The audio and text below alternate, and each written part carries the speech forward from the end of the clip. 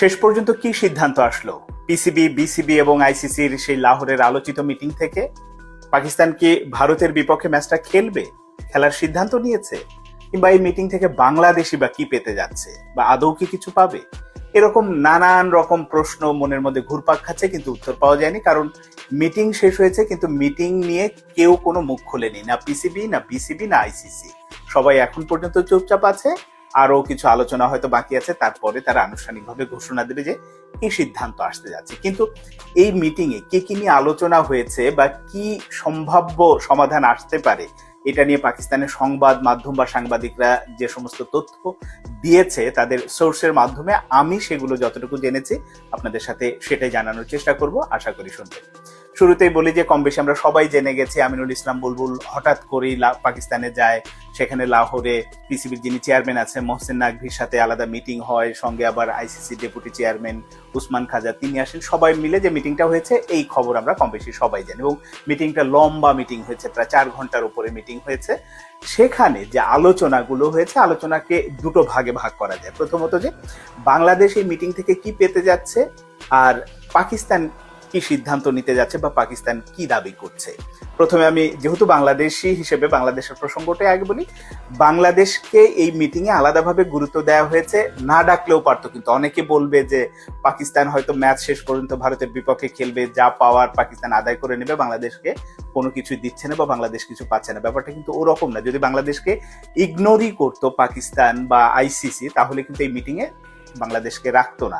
কিন্তু বাংলাদেশকে রাখার অর্থ বাংলাদেশকে তারা গুরুত্ব দিয়েছে, এবং বাংলাদেশকে আলাদাভাবে যে বিচ্ছিন্ন করে তোমাদের আমরা চাই না, তোমাদের কিছু দিচ্ছি না, ব্যাপারটা এরকম না। গুরুত্ব দিয়েছে জন্য আমিনুল ইসলাম বুলবুল ওই মিটিং উপস্থিত ছিল এবং কথা বলেছে। এবং সেখানে যেটা হয়েছে যে বাংলাদেশ এই বিশ্বকাপে খেলেনি, এক ধরনের আলোচনা বা শঙ্কার কথা চলছিল যে বিসিবির ওপরে এক ধরনের অর্থনৈতিক নিষেধাজ্ঞা দিতে পারে, নানান রকম পানিশমেন্ট দিতে পারে এই ব্যবস্থাগুলো। তো এই মিটিং থেকে সুস্পষ্টভাবে বাংলাদেশের পক্ষে 3টা দাবি করা হয়েছে যে কোনো রকম আর্থিক নিষেধাজ্ঞা বা কোনো রকম শাস্তি দেয়া যাবে না, এবং একটা ভর্তুকি দিতে হবে। যে বাংলাদেশ যে বিশ্বকাপে খেলছে না, মানে পার্টিসিপেশন মানি যেটা পেতো খেললে, সেটা তো দিতেই হবে, সাথে বাড়তি কিছু ভর্তুকি বাংলাদেশকে দিতে হবে।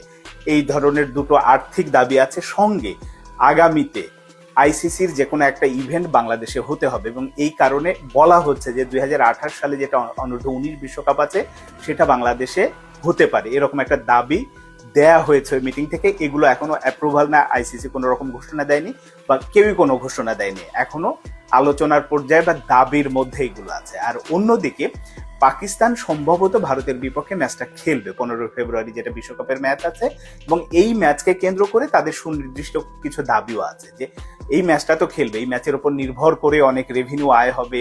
শুধুমাত্র এই ম্যাচ না, অনেক আগে থেকে তাদের দাবি ছিল যে ভারত পাকিস্তানের রেভিনিউ যেটা শেয়ার করা হয়, এই রেভিনিউ এর মাত্রাটা পাকিস্তান তাদের বাড়িয়ে নিতে চায়। সঙ্গে এই যে হ্যান্ডশেক বিতর্ক অনেক হয়েছে, এটা ভারতের পক্ষ থেকে শুরু হয়েছিল যে ম্যাচে যখন টস হয়, সেটা ছেলেদের দল হোক মেয়েদের দল হোক, তারা কোনো হ্যান্ডশেক করে না। কিন্তু এটা একটা খেলার রীতি, সবাই সৌহার্দ্যপূর্ণ পরিবেশে বা খুব বন্ধুত্বপূর্ণ ভাবে একে অপরের সঙ্গে আসলে কথা বলবে, হাত মেলাবে, এটাই স্বাভাবিক। কিন্তু গত বেশ কিছুদিন হলো দেখছি এটা হয় না, যেটা পাকিস্তানও ভালোভাবে নেয়নি, আবার নানান দিক থেকে সমালোচনা হয়েছে। ফলে এই মানে অবস্থাগুলোর যাতে শেষ হয়, সেটার এক ধরনের নিষ্পত্তি তারা চেয়েছে, পাকিস্তান দাবি করেছে। অন্যদিকে আইসিসির ওপরে ভারতীয় ক্রিকেট বোর্ডের যে প্রভাবটা, মানে অযাচিত প্রভাব বা ভারতকে বিশেষ সুবিধা দেওয়ার জন্য আইসিসি সবসময় যে কাজগুলো করে থাকে, এটাও পাকিস্তান ভালোভাবে নেয়নি, এরও একটা নিষ্পত্তি হতে হবে। এইরকম অনেকগুলো দাবি দেওয়া সহ যখন এটা মিটিংটা হয়েছে, 2 দফা, মানে মাঝে একটা ব্রেক ছিল, 4 ঘন্টার মিটিং। তো ওই মিটিংয়ে পাকিস্তানের পক্ষ থেকে মোহসেন নাকভি, বাংলাদেশ ক্রিকেট বোর্ডের পক্ষ থেকে আমিনুল ইসলাম বুলবুল, এবং আইসিসির ডেপুটি চেয়ারম্যান, তিনি আবার বোধহয় সিঙ্গাপুর ক্রিকেট অ্যাসোসিয়েশনেরও সভাপতি উসমান খাজা তিনি ছিলেন। সঙ্গে আবার অনলাইনে যুক্ত হয়েছিলেন হচ্ছে সংযোগ গুপ্তা। সবকিছু মিলে এই যে তাদের আলোচনাটা হয়েছে, এখন দেখা যায় এবং এই আলোচনার ফলাফল বা আসলে কি সিদ্ধান্ত নিল পিসিবি বা আইসিসি জানায়নি। মোহসেন নাকভি সময় নিয়েছেন হচ্ছে দেশটির প্রধানমন্ত্রী, পাকিস্তানের প্রধানমন্ত্রীর সাথে তিনি সোমবার আবার দেখা করবেন, কথা বলবেন, কথা বলে চূড়ান্ত সিদ্ধান্তটা জানাবেন যে আসলে শেষ পর্যন্ত পাকিস্তান কি সিদ্ধান্ত নিতে যাচ্ছে, বা যে দাবিগুলো আইসিসির কাছে দেয়া হয়েছে সেগুলো তারা মানছে কিনা। যদি মানার প্রতিশ্রুতি দেয় বা ওই রকম একটা সিদ্ধান্তে উপনীত হয় আইসিসি, তাহলে হচ্ছে এরকম একটা ডিক্লেয়ার আসবে যে হ্যাঁ, পাকিস্তান 15 ফেব্রুয়ারি ভারতের বিপক্ষে ম্যাচটা খেলবে।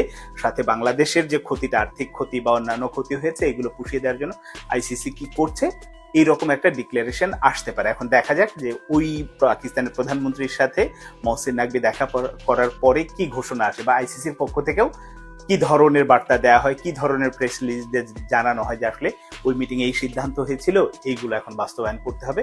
এখন দেখা যাক, সময়ের অপেক্ষা। সেটা হচ্ছে যে কি মানে ঘোষণা আসে আইসিসি বা পিসিবির পক্ষ থেকে।